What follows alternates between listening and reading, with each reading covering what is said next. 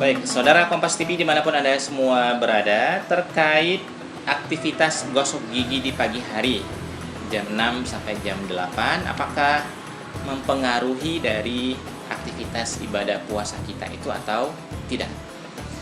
Nah, saudara Kompas TV dimanapun Anda semua berada, tentunya aktivitas gosok gigi ini adalah aktivitas yang bagus gitu ya.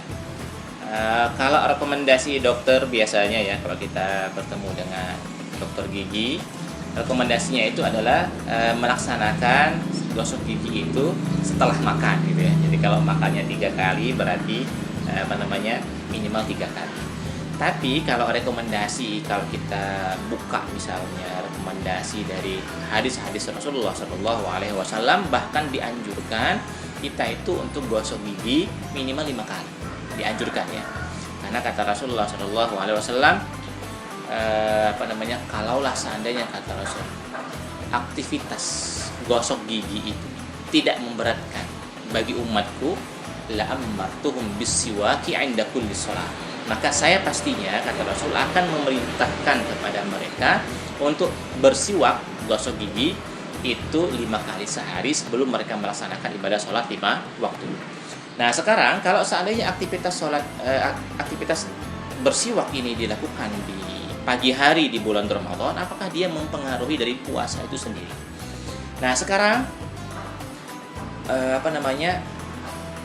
tingkat sensitivitas dari bersiwak itu sendiri sebenarnya adalah kekhawatiran kalau seandainya ada air atau ada pasta gigi yang masuk melewati tenggorokan ya. Kalau itu yang terjadi, maka dia sangat merusak ibadah puasa. Maksudnya dengan model bersiwak atau bergosok gigi seperti itu bisa membuat aktivitas puasanya itu menjadi batal. Karena itu sama saja dengan aktivitas makan dan minum sebenarnya, walaupun makan dan minumnya rasa pasta gitu ya. Nah, dalam hal ini misalnya Allah Subhanahu wa taala berfirman, wa kulu washrabu hatta yatabayyana lakumul khaytul abyadu minal khaytil aswadi minal fajr. Kata Allah Subhanahu wa taala begini, kalian itu kalau mau beraktivitas makan dan minum itu makan dan minumlah selagi malam hari. Tapi kalau fajar sudah datang, maka aktivitas makan dan minum sudah harus selesai. Summa atimu siyama ilal lail.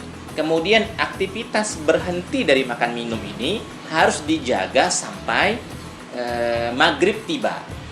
Nah, aktivitas makan dan minum itu sebenarnya yang membedakannya dengan aktivitas yang lainnya ada pada sisi tenggorokan.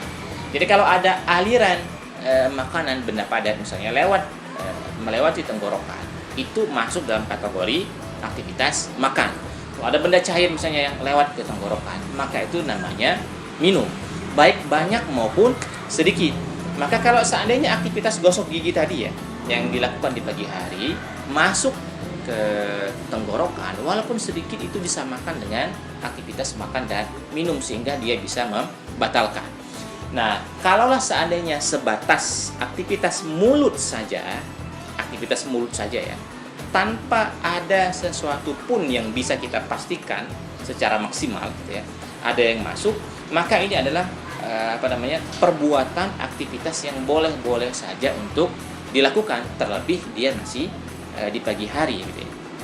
Karena walau bagaimanapun kesunahan yang baik-baik itu ya, maksudnya bersiwak, atau kalau seandainya sebelum berwudu ada kumur-kumurnya, ada istinsak dan istinsarnya gitu ya, itu juga tetap boleh dilakukan dan rekomendasinya memang tetap dilakukan selama bulan puasa, mau di pagi hari, mau di siang hari, mau di sore hari, tetapi dengan tingkat kewaspadaan yang tinggi gitu ya.